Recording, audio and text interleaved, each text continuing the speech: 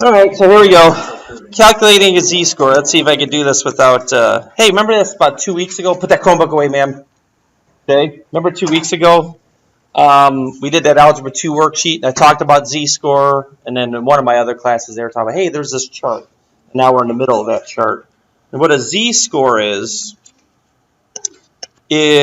whatever the x value is for a particular situation, minus mu, which is the mean, divided by the standard deviation.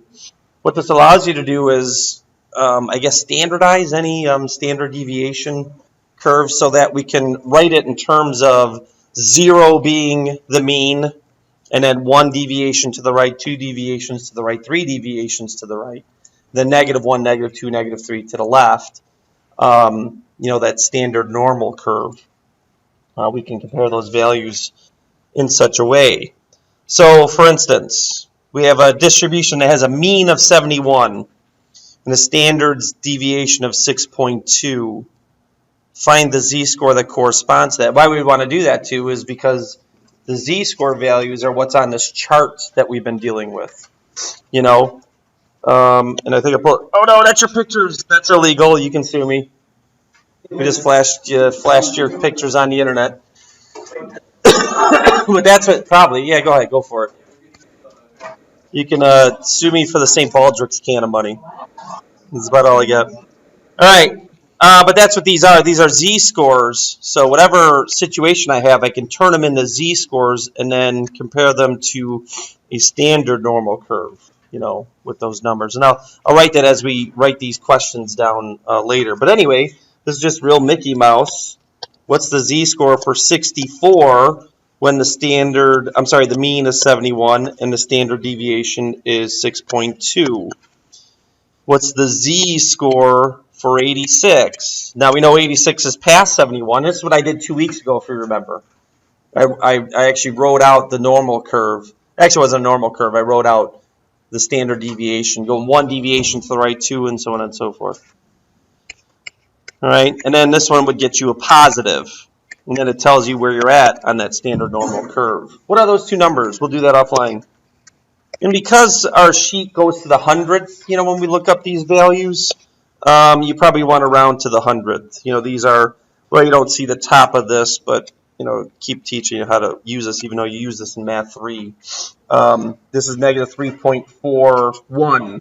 It's 3.42, so these goes to the hundredth, so you want to round to the hundredth to make it correlate to this sheet.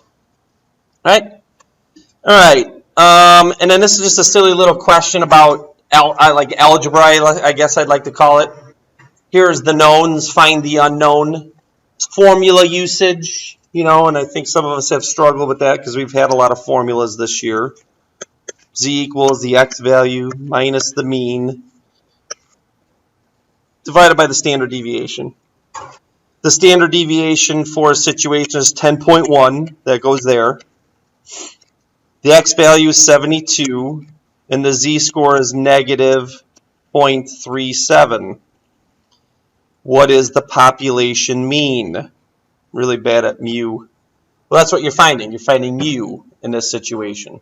So I plugged in the numbers, and then all I have to do is solve. What do we got to do first in order to solve for this? So we don't screw these kind of questions up. What do we got to do first?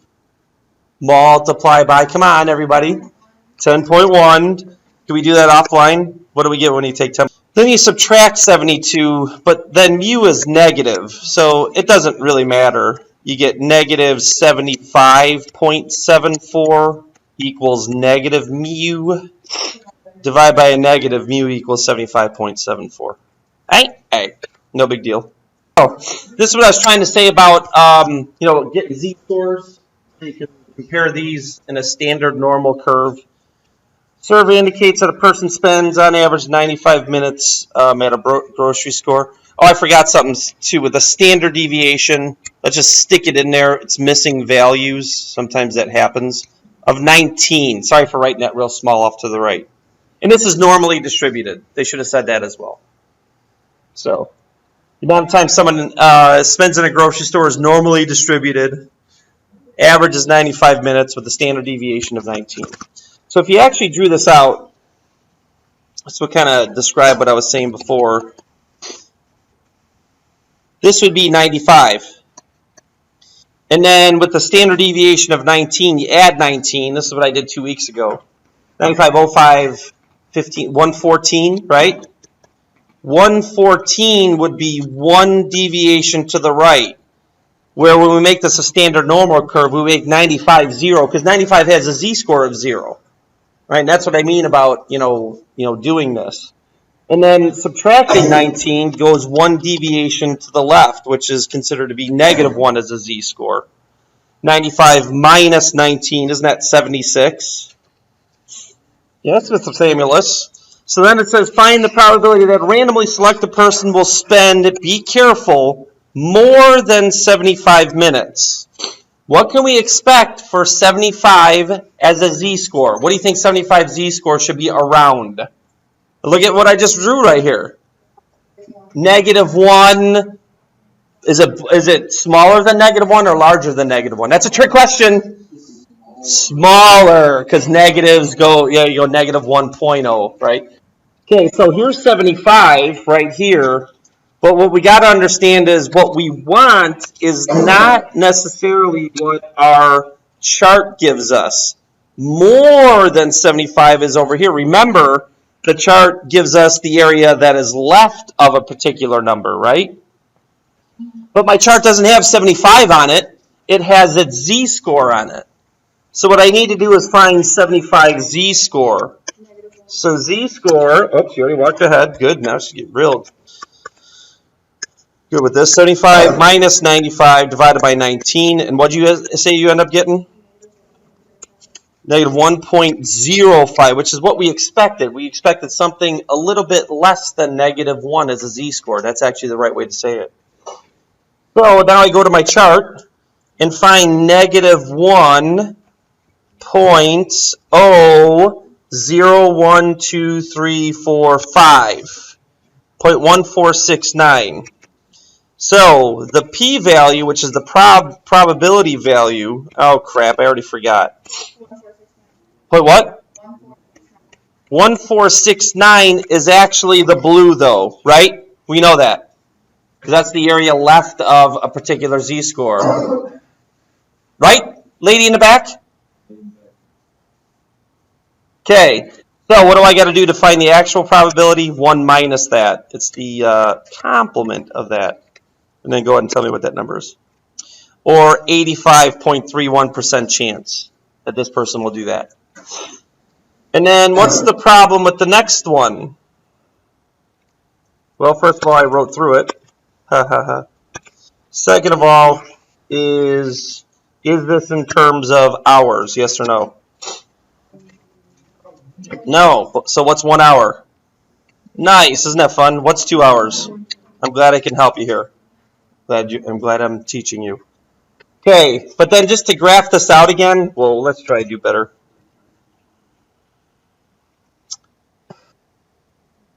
This is 95. This is 114, one deviation to the right. This is 76. We should know that 60 minutes is almost 2 deviations to the left, but not quite. So 60 is here. And 120 is between 1 and 2 deviations to the right, right? So I want this area right here, because that is the probability that they spend between 1 and 2 hours in this situation.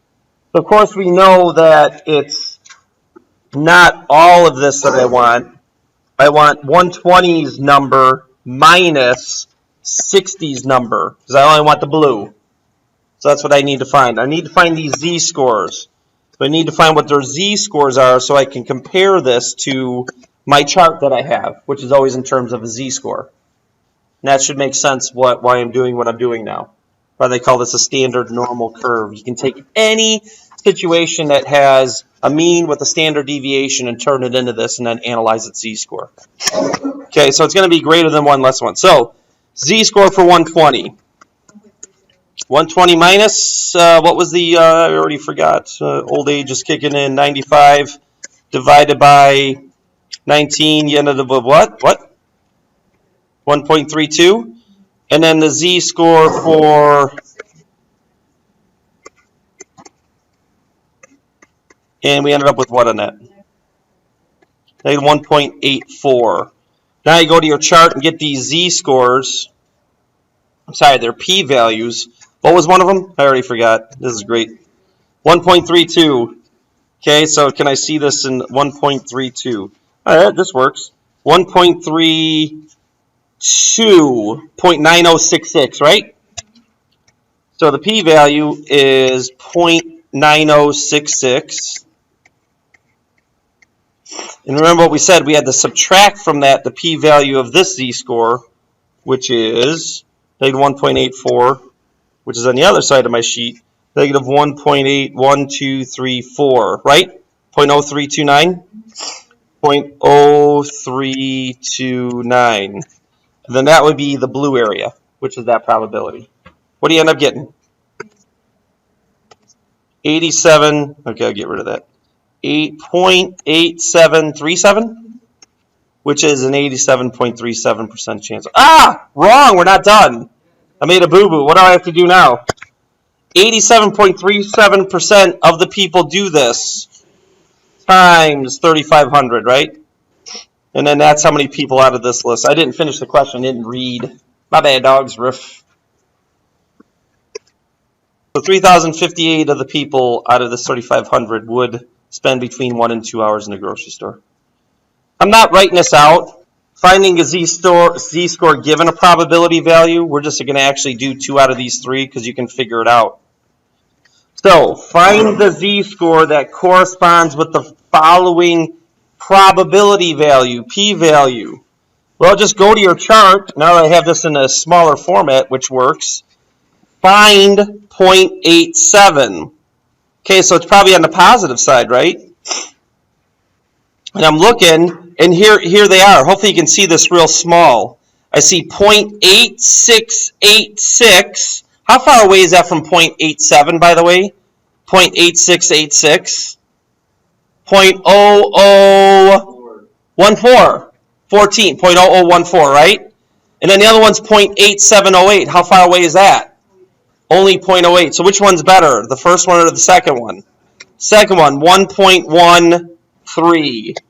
So the z-score would be 1.13 that would correlate to that probability value. Be careful on 0.0400. Twice I tried to do this. 0.0400. Where did I find that one that, okay, I don't want to screw this up anyway. I think I found a 0.004. I did. See that 0.0040? Is that right or wrong? That's incorrect because it's 0.040. Which one's better, 0.0401 or 0.0392? 0401. So it's negative 1.75. Get it? Isn't that easy? You don't need me for that. You can read. I am going to draw this out. Ugh, isn't so bad on my standard normal curves. But I am going to do this with this actual set of numbers. 72. All right, and then if I added 1.5 inches, that'd be 73.5, and that'd be one deviation to the right. I'm not doing all that. What I want you to understand is what actual height. So that is the actual x value. That's what you've got to understand as far as the formula for z-scores. Does a man have to be in order to be the top 10%? Where's the top 10%? To the right of 72 or left? To the right. What percentile is the top 10%? 90. So what we want is the 90th percentile. What is the 90th percentile number? That's a p-value. That's the probability value. What represents 90% of the data? So what I want to do is go to my chart. We're definitely in the big positives. Not as big as I thought. And then, sorry if this looks real small, but I like how we can see everything. Look, 0.8997. How far is that away? 0.000 what? 3. 0.9015. Come on. Which one's better? Which one's better? The first one. So 1.28 8. So this is a z-score of 1.28. And then what I want is the actual x value that has a z-score of 1.28. So therefore, I use my z-score formula. X minus mu divided by standard deviation. And then the z-score actually is 1.28. I'm trying to find the x value. I know the mean, and I know the standard deviation. And then quite simply, you would know what to do. What do I do first? Come on, just say it out loud. It's fun. Not divide by, but we'd multiply both sides by 1.5 and then add 72. So whatever 72 plus 1.28 times 1.5 is. Because I'd multiply both sides by 1.5 and then I'd have to add 72. 73.92. I don't know why I would round or anything. That is the 90th percentile. So anyone that is this many inches or taller would be in the top 10%, right? Because this is the 90th percentile number, so anything this tall or higher would be in the top 10%. That's a big crack. I heard that one.